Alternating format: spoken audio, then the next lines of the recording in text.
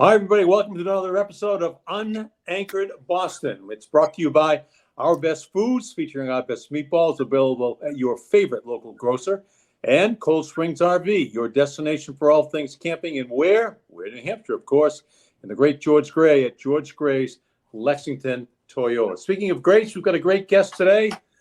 The one and only Christopher Gasper of the Boston Globe. Bobby Lobel, take it away. Well, a man that you made famous on Channel 5 and who's knocking them out of the park on Channel 4. You know, Gasper, ever since you said in your initial comments about going on Channel 5, how much you watched Lynch and how much you admired him over the years and how great it was to work with him, really, did it all live up to the hype?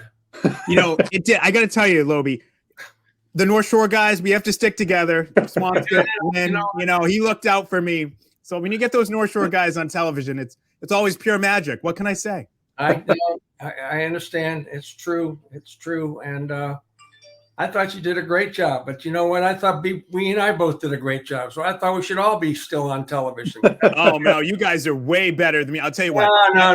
Don't go. Oh, I had a tremendous amount of respect for you guys. I don't want to make you guys feel old, but I did grow up watching both of you. Of course So I already had a tremendous amount of respect for you. But I'll tell you, anybody that thinks what you guys did and how easy you made it look. I always say this, anybody that makes something look easy, whether it's Michael Jordan, LeBron James, or you guys, they're just really, really good at it. It's not that easy. And I definitely learned that the hard way at Channel 5. Anchoring sports is an art, and you guys are two of the best artists in the history of Boston at it. Not everybody can do it. I was out there finger painting, so. You know what? We were out there giving the finger to the people that were.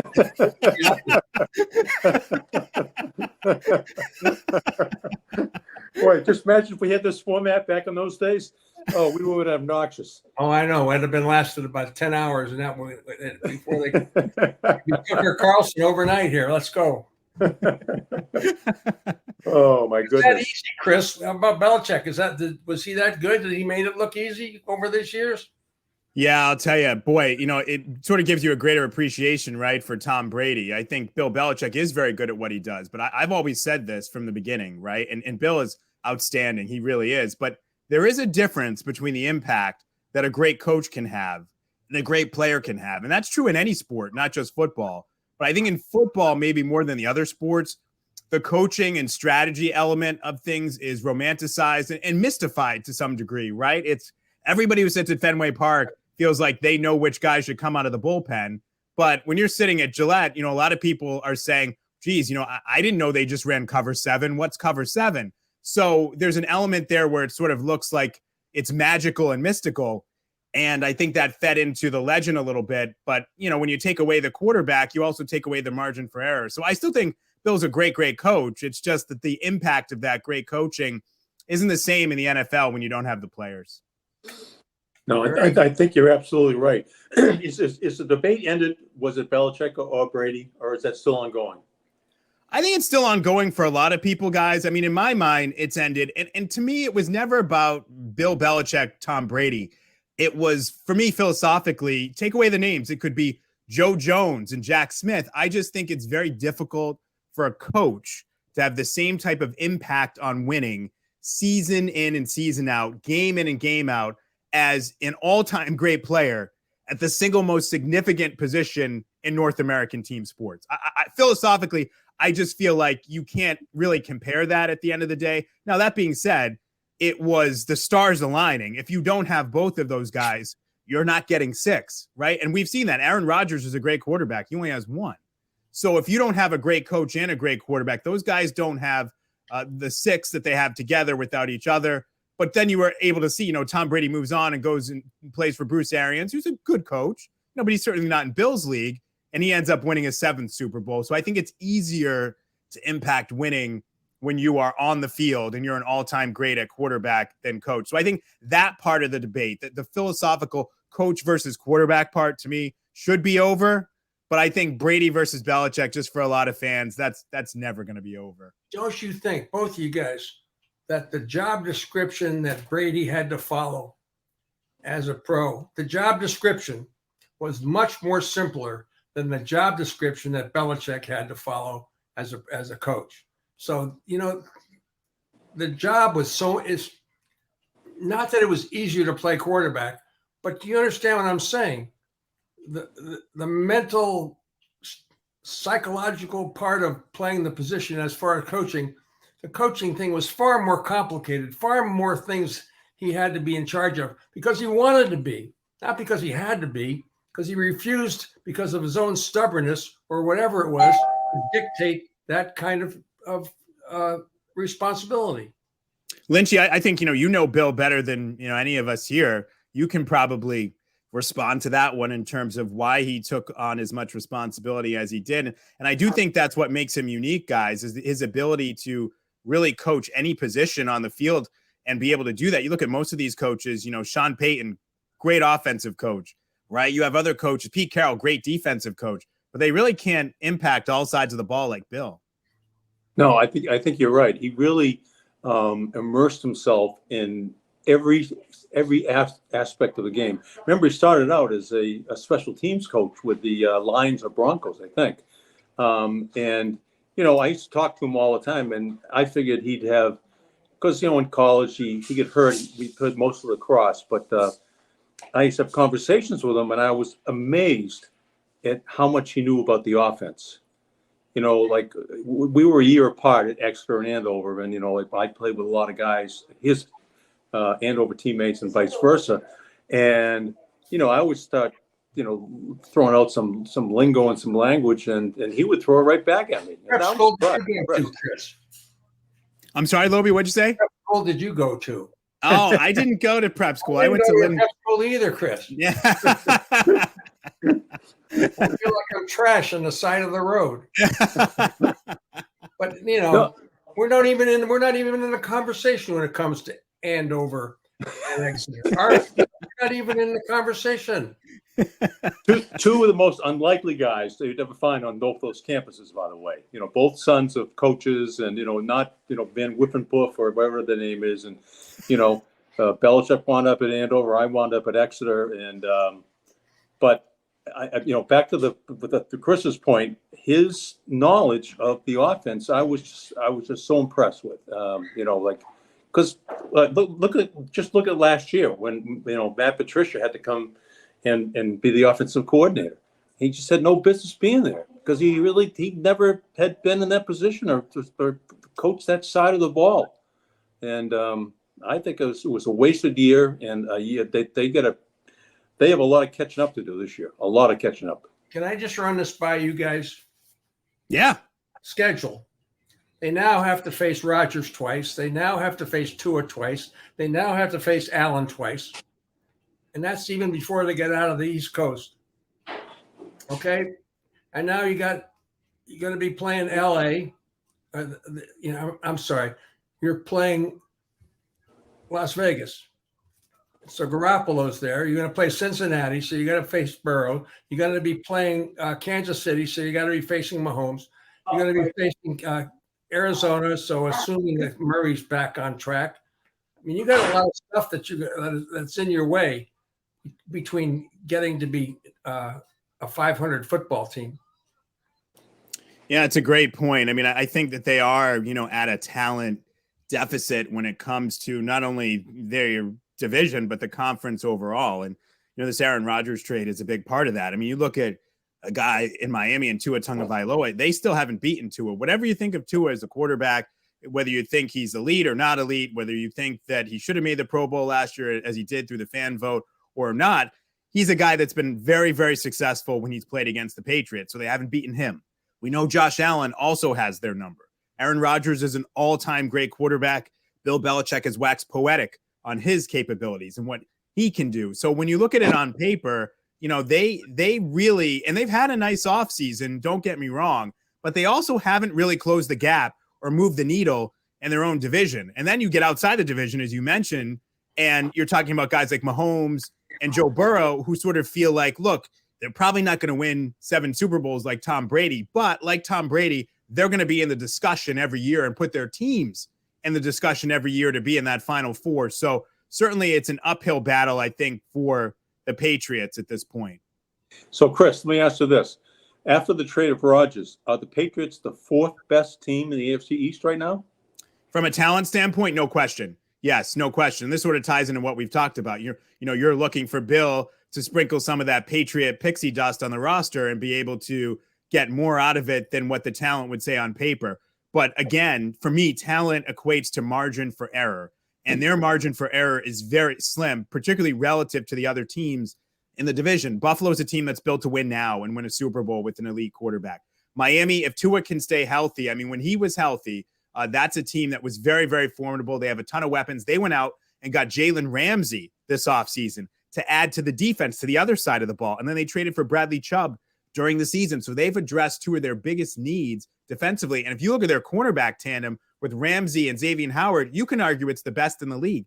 The Jets had the best defense in the division last year and one of the best defenses in all of the NFL. Their issue was offensively, and it started with Zach Wilson being an epic quarterback. Well, now they have a Hall of Fame quarterback, and there's a lot of talent on that offense other than quarterback. So then you look at the Patriots and you say their defense is really good, but then last year when they faced any sort of top 10 caliber quarterback, from Lamar Jackson to Joe Burrow to even Kirk Cousins, they lost the game. And offensively, they lost Jacoby Myers. They bring in Juju Smith-Schuster and Mike Gesicki, but it sort of feels like a lateral move. So, I mean, unless they're able to crush it in the draft here, from a talent standpoint, I don't see any significant improvement from what was an 8-9 team last year. And the teams around you have gotten better. We got a read from Mike Reese and from Karen Garigian, and it's really important to get your opinion about this as well, I think. And that is the Belichick chase of Shula and Kraft's involvement in it. All of a sudden, it becomes Kraft's chase for Shula and not so much Belichick's. It just kind of seems that way. And it's more important to Kraft now than it is to anybody else. Yeah, it's interesting to sort of look at it from that perspective. I think part of it for Kraft is, remember, we have to go back to what you guys asked about Brady versus Belichick, right? That was a choice that ultimately ownership had to make, even if it was a choice they made tacitly, right? It was not an overt choice. But at a certain point, they had to sort of say, look, Tom, you want to get your next contract here, it goes through Bill. It's up to Bill.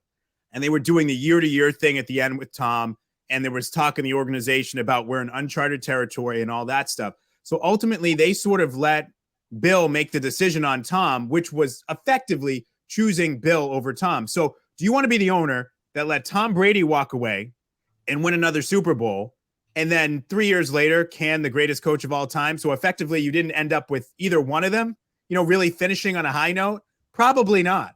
So now you're really invested in Bill's success in this record. I think if you're Robert Kraft for that reason, because it validates your choice. And if he doesn't get the record and the team continues to stumble and you have to move on, then it suddenly looks like, well, what were you doing? What choice did you make? You should have stuck with the quarterback. So what if Robert steps down in an active role while we're still chasing this Shula record, and Jonathan now becomes the decision maker? Does he hang with Belichick, or does he go another direction? It's a great question. I would say he would be maybe less sentimental than Robert when it came to the record. I think he would still stick with Bill, but I think great way of putting it. Yeah, I like that. Yeah, I think he'd be less sentimental about it. I think it would be sort of a little bit more performance based. I mean, I want to ask you guys, what do you think? I mean, do you feel like, Robert Kraft has had some pretty strong statements about the team and what his expectations for the team are the last 2 years. Do you feel like, I know this is a crazy thing to say, but I'm going to say, like, is Bill Belichick on the hot seat? Well, I've said it a number of times on this show, when I used to do the Patriots All Access show, I spent a lot of time down in the bowels of the stadium. Usually on Wednesdays, we tape the show, and you'd see a lot of things. You'd see a lot of body language, and sometimes Bill and Robert would walk past each other. Robert would park his car outside that auditorium there, and Bill would be like, head down and just wouldn't even acknowledge his presence. And there was a gut feeling among people that were working down there that Belichick is 7-9. So when they play 16 games, 7-9 seasons away from being on the hot seat. Well, we've just had basically 2 7-9 seasons, and I think the seat is getting hot. Yes. I don't understand. Well, I guess I can understand in a certain way why it's so important that Kraft is the owner when Belichick passes Shula, which assume it would happen eventually if he keeps coaching. Eventually, 3 years at least, right? Could be 3 years. Three. Yeah. It would take 3 more, 8 and 9s to get it done. I mean, Does he survive why that? is it so important? Why can't Belichick become a head coach of the Rams and catch Shula? And what difference does it make? It's not really a record that can be like most records can't be compared to the past. The present and the past were two different animals. Both when Shula, you know what I'm saying? It just seems like it's a false idol that they're chasing here. And it really shouldn't matter to Kraft. I know it can matter to Belichick. That's different. That's first person personal. Oh, what does Kraft care? Well, I think Kraft, obviously, when you look at the organization and the success they've had, I don't know if you guys have read the Jeff Benedict book, The Dynasty. Yes. But, there is sort of this idea of like the Holy Trinity, and Kraft, Belichick, Brady. And I've said this before, and I'll say it again. The same way that I think Bill takes some pride and also some credit for the platform that he gave Tom Brady to become the greatest quarterback for all time, I think Robert Kraft takes some pride and some credit for hiring Bill Belichick and making that deal with Bill Parcells and the Jets when a lot of people were telling him, no, don't hire this guy. He failed in Cleveland. He's terrible with the media. So I think part of Kraft's legacy, and Kraft very much wants to be in the Hall of Fame, I think part of his legacy is I hired and gave the platform to the greatest coach of all time when nobody else thought that was a good idea. And that's what makes me a genius, and that's why I'm ultimately important to this dynasty. It doesn't happen without me. So, Lobie, I think Kraft's legacy is wrapped up in Belichick's legacy and this record. But, the Hall of Fame is another chasing a straw trophy because Kraft deserves to get in anyway. I mean, let's face it. You're going to make him work for it, make him sweat a little bit. I mean, he hasn't lived a perfect public life, but he deserves to get in. I mean, Billy Sullivan, there'd be no pro football here in New England without Billy Sullivan. There would be no, zing to it without Bill Parcells. And there'd be no, championships without Robert Kraft and everything he's done with it. I mean, you got to give him credit. Not only for the stadium and for everything else he's done, but he really has done an amazing job. And he wants to be recognized for it. He wants to be loved. He doesn't want to be loved, just be loved. He wants to be loved a lot more than, that's just the way it is. We've all come to recognize that. I don't know. It's a fascinating, and it's a fascinating time in our sports history. Not to mention the 3 games that the teams won on the road yesterday. Yes, yes. What Shaughnessy said, third time it's ever happened. I can't remember the other 2. Were we Were we working, Mike, when that happened? I think so. I thought it happened once, but I can't remember when. We were like the Flintstones. We had tablets that we But at least I'll say this, when you guys were doing it, and it's, probably maybe it was a double-edged sword, but at least you had the time to fill, right? I mean, when I was doing it, for the little bit of time I did it, I felt like I took a breath and the sportscast was over. Yeah. It was quite unfair, actually. Yeah. When I started, and Bob was there long before I was. Don't stop it. We had 9 minutes. Wow. And we took a break in the middle of the sportscast and came back with more. And it was staggered, so you could actually watch all 3 of us. Remember that, Bob? I'd be sitting there watching them, and I'd say, we'd go back in the office and say, okay, what did he have? But now it's tonight. That was that kind of, Yeah. It was amazing. I think it was 2:15 when the brief time period I feel like my time at Channel 5 will be remembered, and you guys can relate to this, sort of like Bob Ryan's brief daylight television. Yeah, oh, that's right.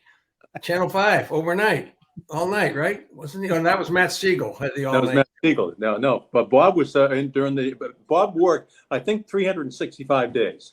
I think his last day was the day of the Boston Marathon, and he did a live shot out in the Hopkinton Common, and I think he was talking right up until they fired the gun, and I think he just basically dropped the microphone, and I think he went to the Garden that night, and I could be wrong, but I think he wrote a column for the Globe that particular night. I could be wrong, but I know that he was itching to get back, and I'm sure you probably have had conversations with him.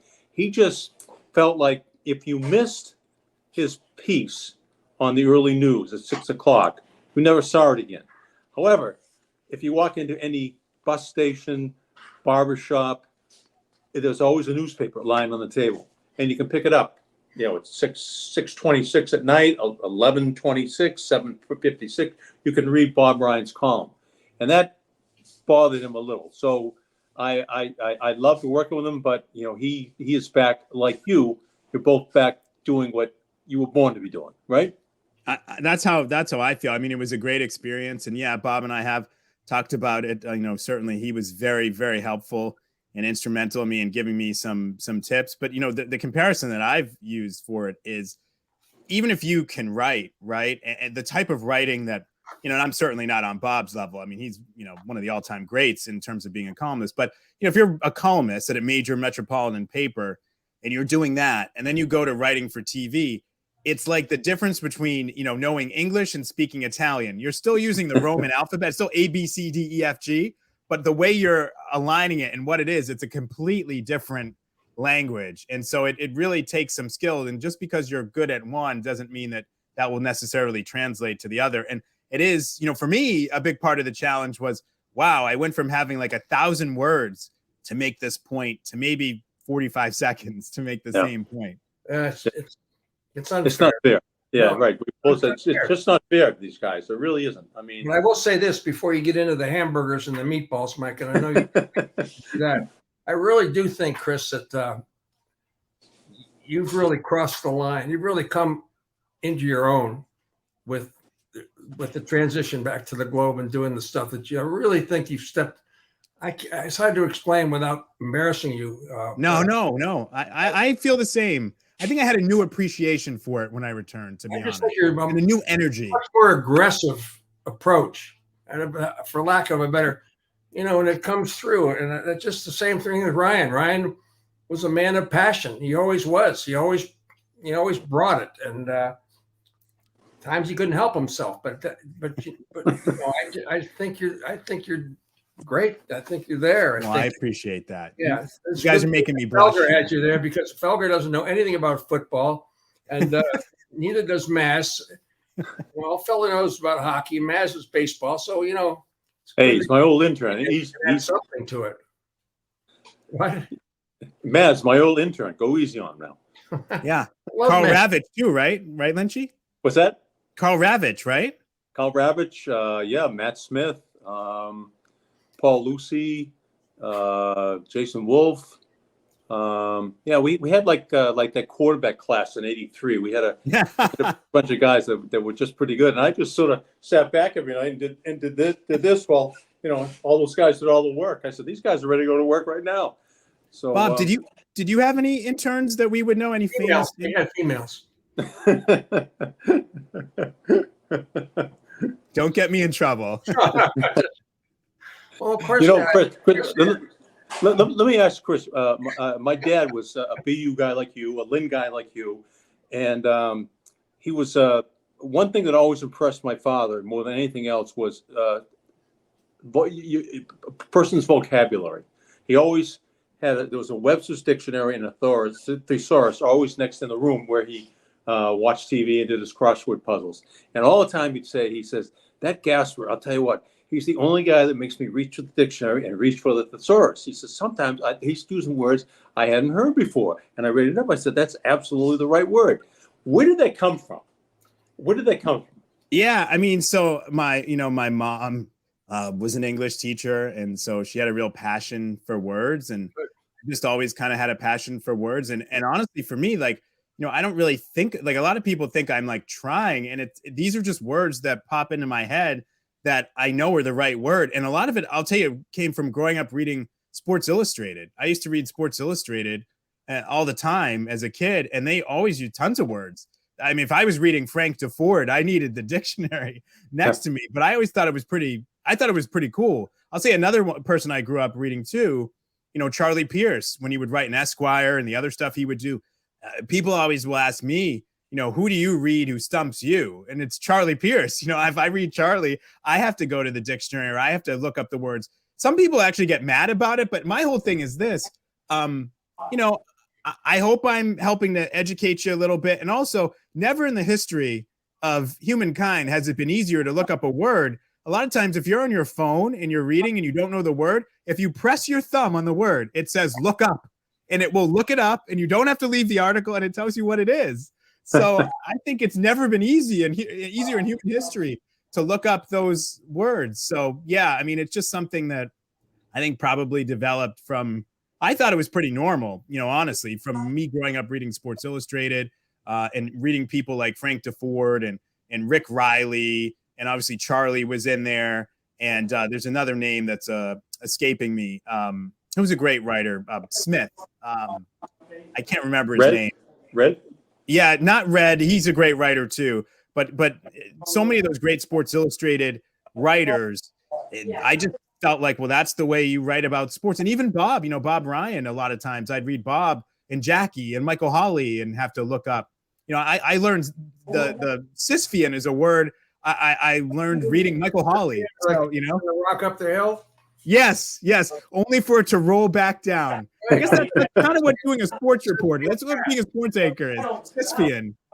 You didn't have to go to a prep school to come up with that. No. Good old Sisyphus, yes.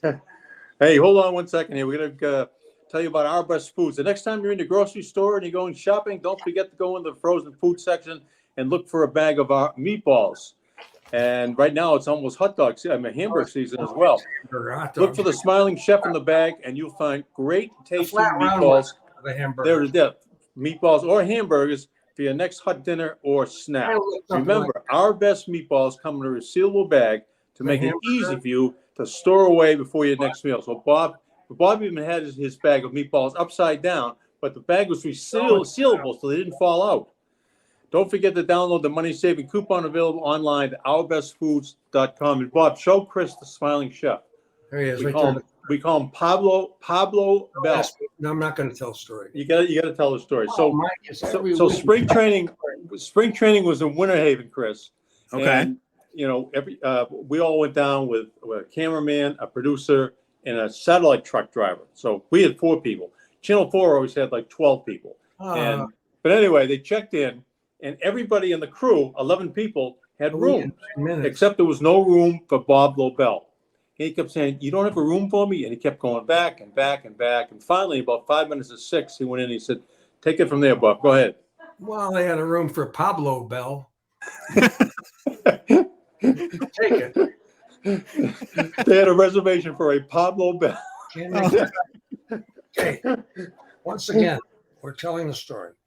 Oh, man. Anyway, Chris, sorry to have. All right, they're NFL. Nobody does it better than the NFL when it comes to releasing their schedule, when it comes to releasing their draft order, when it comes to everything they do. The NFL leads the world in promotion. And here we go. The NFL draft is a whole game unto itself. And it's just. Everything I read, I don't know. Is it a great class this year? Everybody says it's not a great class, but how do you know? I mean, how do you really know? It's a very complicated part of the sport that I could care less about. It is interesting because it's even the people who do it for a living get it wrong so often, right? I mean, can you think of another profession where the people who do it for a living and work so hard at and are the experts get it wrong as often as they do? And that's not a commentary on them. It's just the reality of it. It's a crapshoot. Yeah, we miss Will McDonough because he'd get 30 for 30 or 28 for 28. With expanded to 32 teams. Oh yeah, and he got it dead right. You'd look the next day and you'd have a check marks going on your paper, and he said, "Willie nailed it again." He was great. And he would get all the picks that the teams would make right, but obviously the teams wouldn't get all their picks right because a lot of these guys wouldn't be able to play. I mean, to go back to Lobie's question, I do think when you talk to scouts and people, they're maybe a little down on this class. They don't look there. There's 31 first-round picks this year because Miami was penalized and lost theirs. There's not 31 players who have first-round grades. So there are going to be some players taken in the first round that it's in the eye of the beholder, right? And there's an element of that in the draft. I think that certain positions like wide receiver, very much eye of the beholder. A lot of people really like Zay Flowers out of BC, but other people feel like, well, he's explosive, but he's smaller. He's small and he's kind of a slot guy. Jackson Smith and Jigba out of Ohio State is a guy that's probably the consensus number one, but a lot of people look at him and say he's a slot guy primarily. So that position's a little bit lower. And then the quarterbacks are also eye of the beholder. Bryce Young was fantastic at Alabama. I had the opportunity to see him live last fall against Ole Miss when I went down to Oxford. I mean, he reminds me a little bit of sort of like the Steph Curry of football, the way that he just is able to distribute the football and the plays that he makes. But he's very small, historically small in terms of his size and his weight, his height. So do you trust that guy can be durable in the NFL?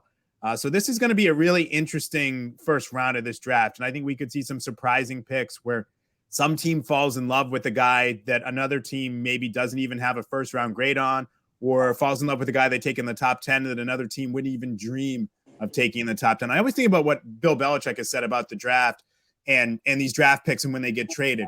When a team makes a trade in the draft, particularly when they're coming up, they're not coming up for that pick. They're not saying, we really want pick number 9. They really want a player.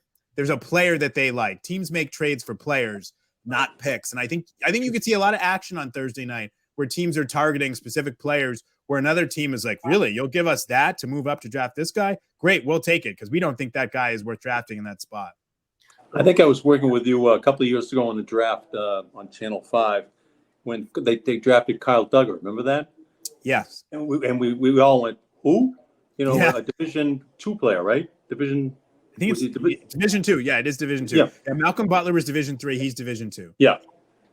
That was that one. I just went, and then but you have to trust Bill. Now he's had some misses, but you just have to trust him. I think he's earned our trust. Even when his dog is sitting there, when it comes to Nike. In Nike, we trust. Seriously. It's interesting you say that, though, I think, guys, because I think maybe that trust level, at least from the owner, is a little bit lower. Yes. And he's mentioned the last couple of years about being better in the draft and doing a better job in the draft. I think there was a little bit there where they felt like they were not doing as good a job as they had done in the past in the draft. And it's become maybe a little bit more collaborative, a little bit more of a consensus. That was the word Matt Groh, director of player personnel, used. And this year he gave the pre-draft address to the media. Bill didn't do it. Matt Groh did it. So, I think that, you do have to trust Bill, but I think there's more people involved in the past. I also think that they're picking at 14.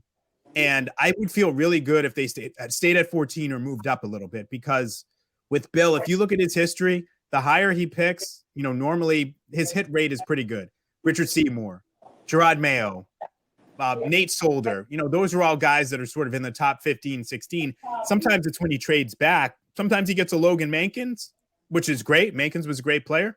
But then other times he gets a Dominique Easley or a Malcolm Brown by doing that. You mentioned Logan Mankins, and I'm just going to go off the street here a little bit. Patriots Hall of Fame. Oh, my God. Three finalists: Logan Mankins, Mike Vrabel, Bill Parcells. Does Parcells ever get in?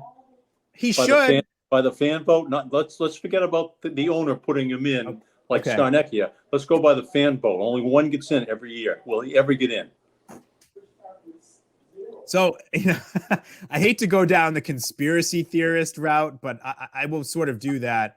I do know that the fans still resent him for leaving after the Super Bowl in '96. But I also find it hard to believe at this point that there's not enough fans that look back. I mean, Lobie said it, the franchise is not relevant without Bill Parcells. There is no dynasty without Bill Parcells. Who brought Bill Belichick to New England to meet Robert Kraft? It was Bill Parcells. So for me, I feel like sometimes the fan vote, I'm using air quotes, is a little bit like when they have the vote for the captains of the Patriots and Bill says, oh, the players voted for this guy. I think there's a little bit of a veto override that might exist there at the end of the day. I have a hard time believing that at this point the fans are still, that unwilling to recognize Parcells to put him in.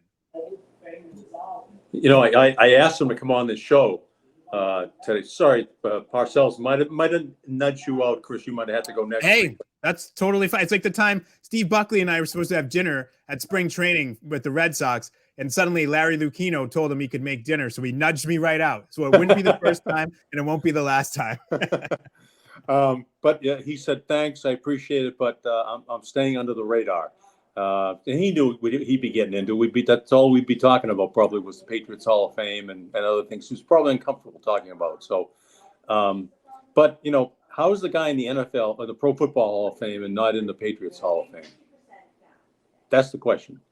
It's a great question. I think he should be in. And in all seriousness, I really, really hope that Bill Parcells is recognized by the Patriots organization, the Patriots fans, with this honor before it's too late. I don't want to see this happen posthumously. I want to see him be able to soak in that adulation down there. And it would be a real shame if people wait too long to recognize him and this happens, after he's passed.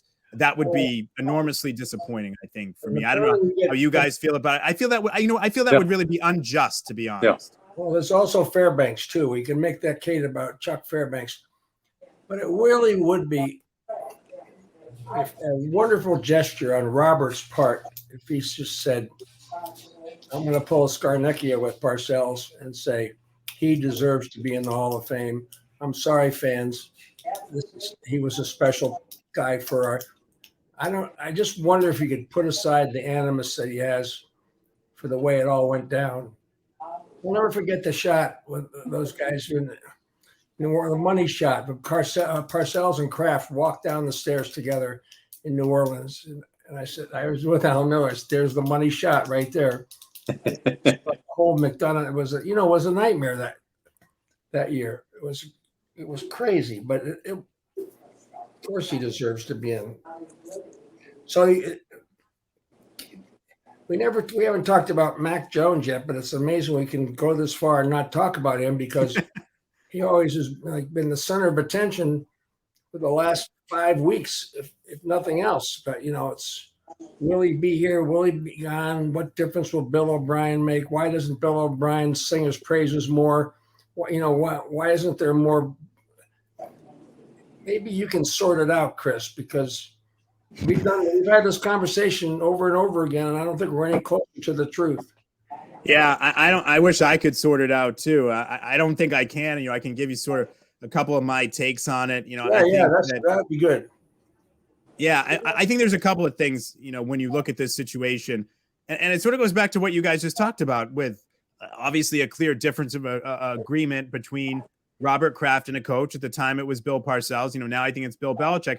I think Robert Kraft looks at Mac Jones and says, this is our franchise quarterback. He went on Fox Business and talked about how much he believed in Mac Jones and his future. Meanwhile, you have Bill, who is not even willing to say his name. And I think there's some resentment on Bill's part at the way Mac Jones handled things last year with Matt Patricia and Joe Judge. I think there's an element there of, given how close Matt Patricia and Bill Belichick are, the houses in Nantucket and all that. I always say Matt is kind of like the third Belichick son, and Matt ended up being the fall guy really for the offense. And a lot of that was because it didn't work with Mac Jones.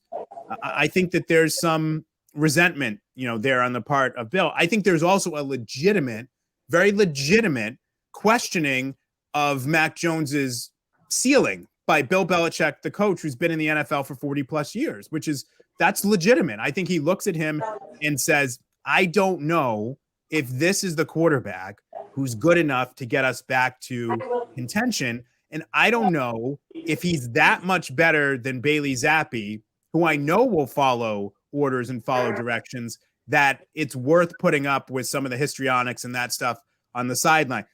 I would disagree. I think Mac Jones is clearly better than Bailey Zappi, but I don't have 6 Super Bowl rings. It's really 8 if you count the ones with the Giants. So, look, Bill's well within his rights to feel that way. The one thing I will say, though, is I think that, they're creating a situation here that's a little – Bill always says they don't want distractions. By not saying Mac Jones's name, by being at the owners' meetings and not declaring him your quarterback, you are fueling the fire of a quarterback controversy, and you are creating a distraction. And I think that is problematic at the end of the day. I think even if you're frustrated with Mac Jones and what happened last year, your job as a coach at its core is to put the player in the best position to succeed and be successful. That didn't happen last year with Judge and Patricia. I think we all need to acknowledge that, including Bill. And I think don't start off this year on a foot where you're putting him in a position where maybe there's some doubt about him or some questions he has to answer or a controversy swirling around him. Just let him do his thing. And if you're not going to do that, then you might as well just cut ties with him now and move on. Well, Chris, why did he pull Zappe in the third game and create that harangue in Foxborough when they're chanting Zappe? And talk about distractions. Talk about a quarterback distractions of your own making. None was greater than that. It's a very good point, Bob. There's no question about it. I mean, maybe they thought at that point they could sort of catch lightning in a bottle and it was worth it to do that. I think clearly in hindsight, it was not. And I think that affected Mac Jones' confidence, not just being pulled, but the fans. And it happened multiple times that year. There were other times they chanted Zappe's name. I mean, the fan base, I guess you can't criticize the fan base because they have their own mentality when they're together. The IQ drops about 50 points when you're in a crowd like that. I mean, seriously. I mean, we all are susceptible to that. If we're at the Garden tonight with the Celtics, we'd all be susceptible if we're there as fans. Yeah. My IQ definitely dropped 50 points when I was on camera. I can tell you that for sure.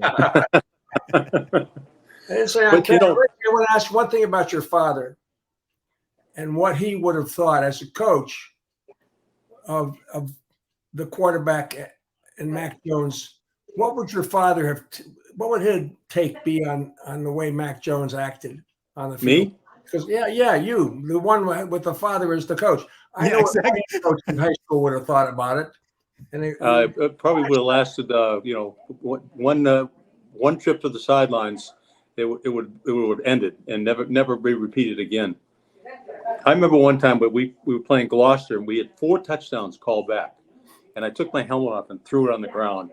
It was the stupidest thing I've ever done in my life.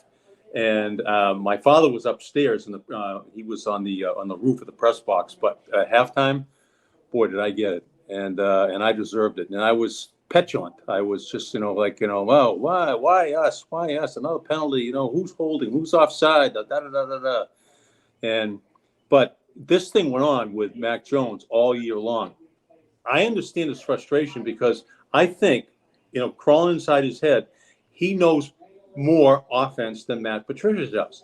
He has a better idea how to get the ball into the end zone than Matt Patricia does. Yet he has to do what Matt Patricia tells him to do in his headset. And, every pass play was, he'd throw the ball 40 yards for a 4-yard gain.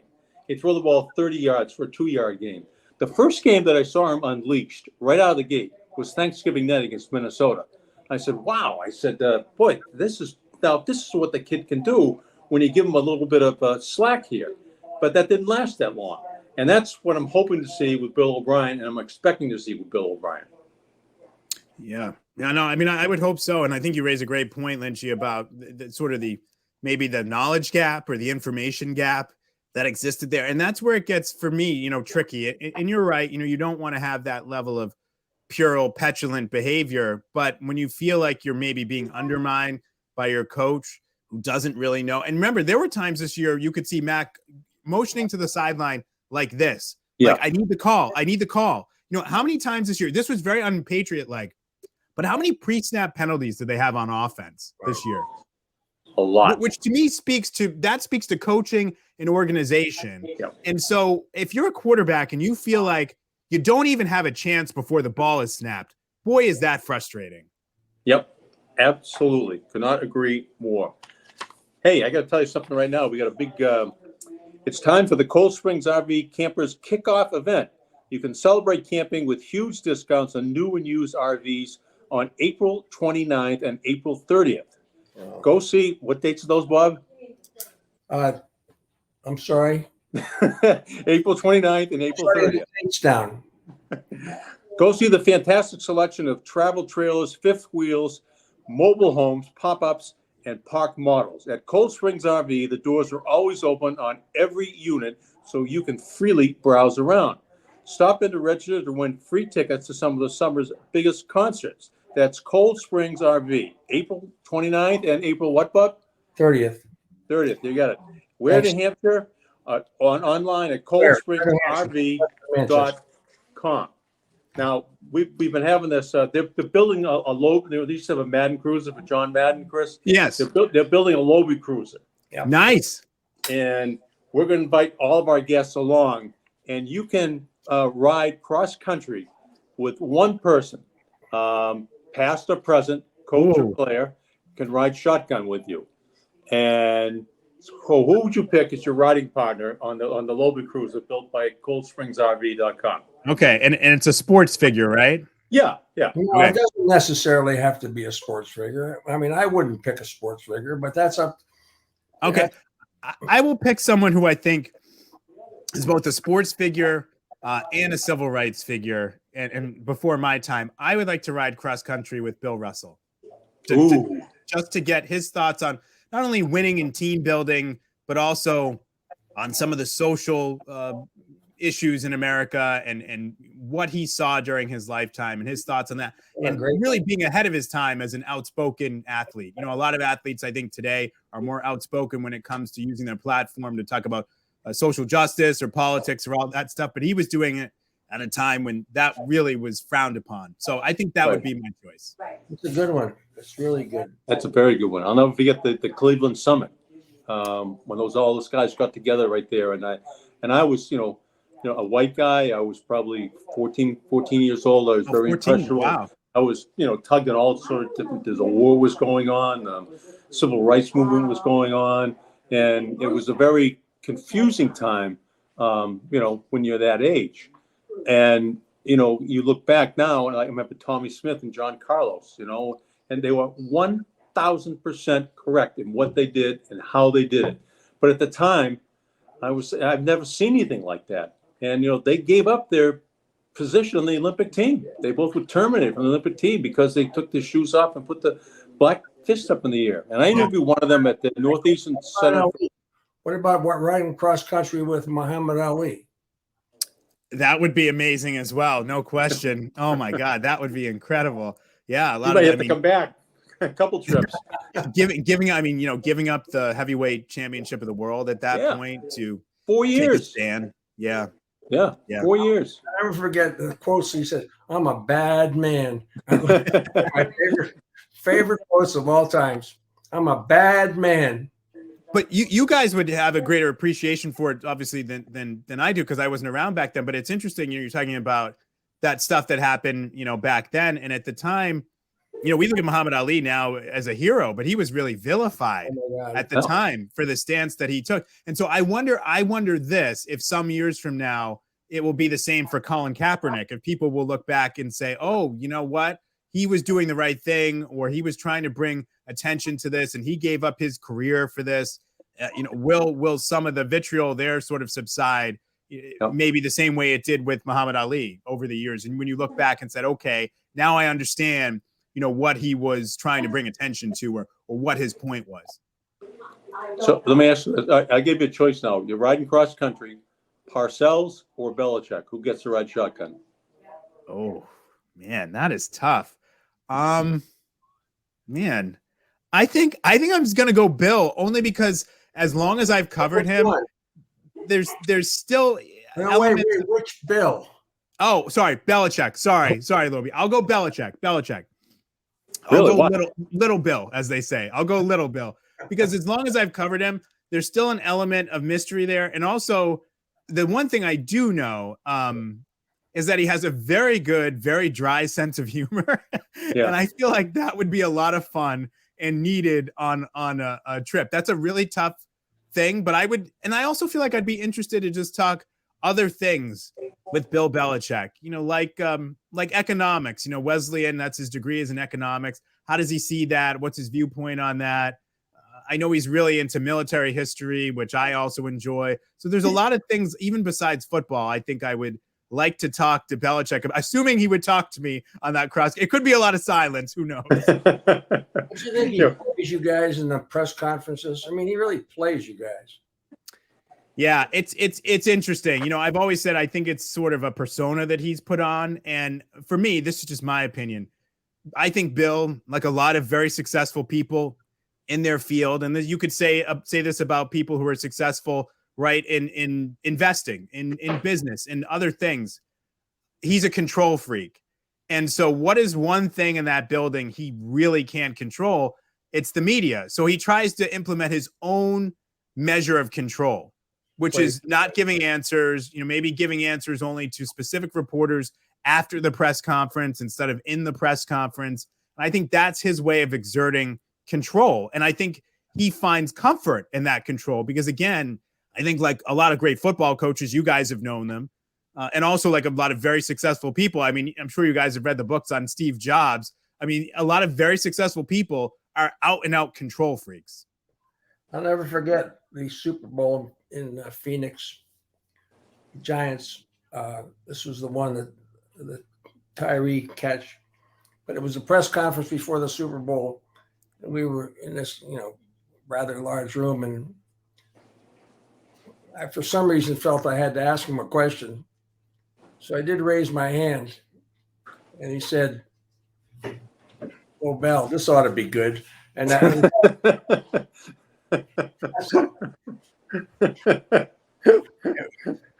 was into that. Which supports Chris's statement of a dry sense of humor. Oh, yeah. Oh, yeah. No, he got me good. He said, "Well, this ought to be good." He loves Lynchy, though. I mean, if he trusts you and respects you and feels safe with you, he will give you some tremendous insight. And I know he's done that with Lynchy and some other reporters. And so, if you can, I think, gain his trust to a degree, but he's just not going to give it to everyone. No. And there are other coaches that will. Andy Reid will come out after the press conference or after the game, in the press conference and say, "Yeah, Patrick Mahomes, it's a grade 3 high ankle sprain. We're looking at, 2 weeks, whatever." Bill's not going to do that. He's just not going to do it. I do think as media members, we still have to ask the question, but you do understand he's not going to give you that information, and he might give it to somebody else off to the side. It's interesting, Parcells and Belichick, and the way each of them handle the press. Both of them manage the press. Great Both point. of them control the press in their own way. Parcells, they expect me to cook the dinner. I'm going to shop. I got to buy the groceries. He'd always have, he'd have that little funny tinge to it. The quips. Quip. Belichick, not so much, but they're a lot more similar than you know. I think than they let on. There's a lot of similarities to the way they both handle that stuff. But Bill did have during Deflategate, he did have a great quip. He said, "I wouldn't say I'm the Mona Lisa Vito." I know. It was like amazing. And I was like, "I'm going to throw this over your head. I'm going to throw a high inside fastball, and none of you guys are going to be able to duck away from it." I'll tell a quick story, and it's like a lot of stories, it doesn't resonate the same if you weren't there. But I remember early on covering the team. I was covering the team with Albert Breer, who now works for Sports Illustrated and has gone on to bigger and better things, certainly leaving me in the dust. But he's, Bert and I are close friends. He was in my wedding. And early on, we were covering the team, and it was like a Friday. And Bill was usually more relaxed on Fridays, Hayes in the barn. And you could usually sort of tell on Friday how he felt the week of preparation had gone. If he was chipper or willing to joke, that meant that he felt like they were in a pretty good spot. If he was still a little dour, that usually meant like he felt like they had some stuff they'd missed, more work to do. But somebody asked him a question, and he was in a good mood, and it was about, "Hey, do you ever get tryout tapes? Do people ever send you tapes of they want to play in the NFL?" And he goes, "Oh, yeah, all the time." And he's like, "We look at these tapes. It's some guy in a park catching passes from his girlfriend." He's like, "You wouldn't believe the stuff we get." And Bert Breer and I are literally crying, sitting in the front row, listening to Bill talk. He's like, "You wouldn't believe some of the stuff that we get. Guys catching passes from their girlfriend at the park." And It was hysterical. I mean, one of my all-time favorite moments. And like I said, I mean, tears are streaming down our eyes. We're laughing so hard. So Bill has a great sense of humor. He really does when he wants to engage it. Oh, yeah. Are they going to be a better team after this week or not? They better be. I think they will be. They can address some of these areas. But as you guys know, you cover the NFL for a long time. You really have to have talent, especially now. The league has really shifted. You know, back when the Patriots were first being successful, I think it was more of a defensive league. And there were ways you could be physical, right? Go back to Super Bowl 36. What did they do to Marshall Faulk? Willie McGinnis is bumping him, jamming him, grabbing him, harassing him on every play. You can't do that stuff anymore. So it's really sort of become, offensively at least, more like a basketball. It's the game's played in space, and you have to have that talent. And so they need to go out and get more talent, I think, on the offensive side of the ball. I still think Bill and Steve Belichick, whose son, who's an excellent coach, probably doesn't get the credit he deserves because his last name is Belichick, actually works against Steve. He's a very good coach. And Gerard Mayo, who's also a very good coach, they can still cook it up on the defensive side of the ball. But offensively, you know, they need to – let me give you guys a stat that to me spells everything that's been an issue the last couple of years. Since Mac Jones came into the NFL with the Patriots, the team is 0-17, the Patriots, when the opponent scores 25 or more points. You just can't win in today's NFL. If you can't win games where the opponent scores 25 or more points, at least some of those games, you're not going to be a very successfurt team. So they need to go and get some more weapons for Mac Jones in this draft. And I don't think this is going to happen, but you start to hear some stuff. Burt Breer has reported it. There was a report, and I know this is true, that they brought in the kid Will Levis, the quarterback out of Kentucky, for one of the visits, and that was indeed a 30 visit, one of the 30 visits. I checked on this. Levis does have some local roots.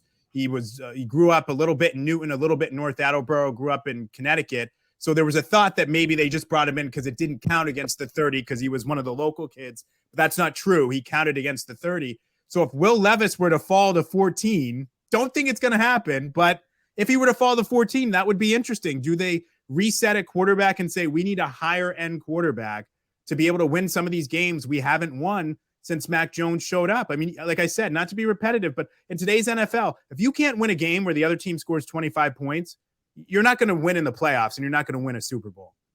Okay. Quick question, because I know we're running out of time. If they take, let's say Levis falls, what happens to Mac and Sappy? I think Zappy's still here. I think Mac would maybe get shopped to one of the teams who didn't end up with a quarterback that weekend. A team like, and I don't know if these teams would be interested. I'm just throwing teams out there that maybe would walk away from the draft without getting that front end quarterback. A team like Houston, right? There's a lot of talk that Houston, as high as they are, that they're not going to take a quarterback where they are in the draft, that they might go in a different direction.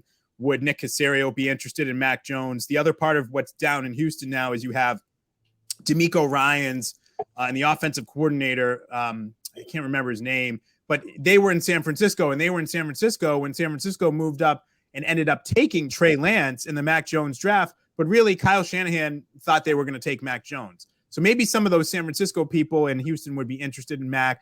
Tampa needs a quarterback.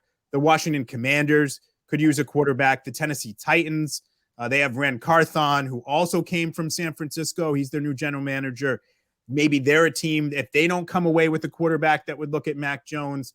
I think a lot of these teams that, I mean, I don't want to say they're not interested in Mac Jones now, but teams that maybe before called the Patriots on Mac Jones and the offer wasn't the greatest, if they get through the draft and don't get someone that they want, maybe their offer is a little bit better because they say, okay, someone has to play quarterback for us this year. And Mac Jones, you know, whatever he is, I think he's a middle of the pack quarterback. But as a rookie, he did make the Pro Bowl, and he did take a team to the playoffs. Hey, if you're thinking about a new vehicle, go where we go. Go see our friend George Gray at George Gray's Lexington Toyota. We've been there dozens of times. We have been customers for years because we know that George Gray will treat you right. They're family-owned and they're operated dealership that we trust, and you can trust them as well. So get on there and 409 Mass Ave in Lexington. See the great George Gray at Lexington Toyota. Best service available. One quick question. I keep saying that. That's okay. 1 year from now, will Kraft be the owner? Will Belichick be the coach? Will Jones be the quarterback? 1 year from now. I'm going to say in order, yes, yes, no. So I think Kraft is the owner, Belichick's the coach. I think they move in a different direction at quarterback. Wow. In a more high-end direction. Mikey. And will that happen at the end of the regular season or before we go to camp? I don't think it will happen before we go to camp, but I could see either Zappy being in there by the end of the year or something else sort of taking place at this point. Who knows? Maybe I don't think this is true, but maybe Zappy is the next Tom Brady or Kurt Warner, whatever it is. But I just feel like the combination of maybe some of the limitations of Mac Jones. The one thing that gets talked about is last year, what a bad situation Mac Jones was put in. And that's true. That's true. But you know what doesn't get talked about? What a great situation he got put in with Josh McDaniels as a rookie. I think Josh kind of protected him and kind of propped him up and made him look a little better than he really was as a rookie. And Josh has a history of that. He did it with Kyle Orton in Denver. He was able to do it with Matt Castle in 2008 when Brady went down. So I think there maybe is a little bit of a realization that Mac Jones might not be the long-term answer for the Patriots. And when you couple that with some of the, I guess maybe personality conflict is the right way to put it, that they dealt with last year, it just makes it easier to move on at the end of the day. Let me ask you this one quick question. Lamar Jackson, 100% zero chance of ever coming here, right? I wouldn't say 100% zero. My sense would be there's maybe like a 3% chance. I just don't think they want to go to that level of contract for a quarterback. It seems to me that they are very much invested in and like the model of the quarterback on the rookie contract, because that allows you some other roster flexibility, and they like that model. It's interesting though, because the market is the market, right? And you can't operate in a vacuum. Jalen Hurts just got $51 million a year. I like Jalen Hurts. He had a nice season. He took his team to the Super Bowl. That's not a quarterback I would pay $51 million a year. But if he's worth $51 million a year, then how can you say Lamar Jackson isn't? By the way, the Patriots have to play him next year. Hurts, right? Yeah. Another one. That's another one. You're right. You're right, Bob. That's another good quarterback. Another one. That's another one. Add him to the list. Another one. Right. You did a great job, Chris. It's been Thank awesome. you. Awesome. Job. Chris Gasper of the Globe has been our guest. He's our friend. He's our colleague, and love going through the Globe and reading your stuff. And we're proud of you. North Shore guy. Yep. Yeah. And I do have to say, I'd be remiss if I didn't mention I'm making a foray back into television here. Oh, yes. Yes. Tell us about that. Boston Globe. Boston Globe Today Sports. Yep. It's slated to debut this Friday. You can see it on Nesson 360 and bostonglobe.com. And it's going to feature all your favorite Boston Globe sports writers. And we're going to bring some of the discussions, a lot like the discussion the three of us had, some of the sort of organic discussions and insight analysis, all that stuff that we talk about. We're going to bring that to the air. So I'm very excited about that. So I tried to run away from TV, but it caught up to me. I'll be back on TV. You're going to have Ryan on? I would love to have Bob on. I hope he's able to make it. We've been testing some Zoom stuff, so that might make it a little easier for Roe to come on. I would love to have him on. But yeah, we're going to have all the whole Globe staff on, or so I'm told. So it should be pretty good. I'm definitely excited about it. If I can do 10% of the job you gentlemen have done on television on this show, it will be a huge, huge success. And Bob, I know you'll appreciate this, having worked with Alan Miller, who's absolutely the best. I'm going to do my very best not to be a 40 regular on this show. Oh boy. Well said. Just keep a sense of humor. That's all you can ask. Keep them smiling. I'll try. I have to say, I know we're getting near the end, but I really want to ask you guys, because I really want to know, how did you do it for so long? The ad-libbing, just all that ad-libbing off the top of your head and looking so comfortable. And when did you know you could do that? Did you always ad-lib from the start of your career, or was there a point where you got to a point where you said, I could just ad-lib this? Took me 2 years to get comfortable. Yeah, it took me a couple of years. I used to have I scripted every word, and I used to time it out. Like, okay, the the Larry Bird jump shot takes 7 seconds. So I type something and I read it, and it took 11 seconds. Oh, I got to take out 4 words there to make it. So then I would just read and hope that what I was talking about was syncing up with the video. And I used to watch after every newscast. I'd take the ear check and I'd sit down and I'd watch it, and I'd cringe, and sometimes it's not too bad. But I agree with Bob. But maybe even a little more than 2 years before I finally just threw the script away. And I used to fold a piece of paper up the size of a credit card, stick it in my back pocket. Less is more, Chris. Remember that. Less is more. It's television. It's not talk-o-vision. Oh, that's good, Bob. And the less you say and let the video, it's like the Bruins going up in the stands in the range in Madison Square Garden with the fight with Milbury in the shoes. You kind of have to let the video do the talking. That's Milbury with the shoes. That's all you have to say. I'll tell you, because I don't know if people realize who've watched you guys for years, just how much of what you guys said was unscripted and off the top of your heads, which is incredible. I mean, I write stuff, I'll change a sentence 10 times before it lands in the Globe. You can't do that on TV. No, the writer in you. The writer in you has to sit in the room and watch. Okay? Yeah. You have the writer in you. It's the reason you're there, but it doesn't have to be the reason you're going to stay there. Great advice. I really am in awe of you guys and how you were able to do all that stuff off the top of your head and still to time, which is incredible. I used the word one time. That's just ad-libbing, and I used irregardless, which is not a word. Yeah. But it just came out of my mouth. And it's live television. You can't bring it back, and there's no backspace and delete button. And I said, I'm going to hear it. As soon as the show was over and the phone rings, it's an English teacher from Belmont. And, her name was Mrs. Gasper. I'm Mrs. Gasper. I know I misspoke. I'm sorry. That's live TV.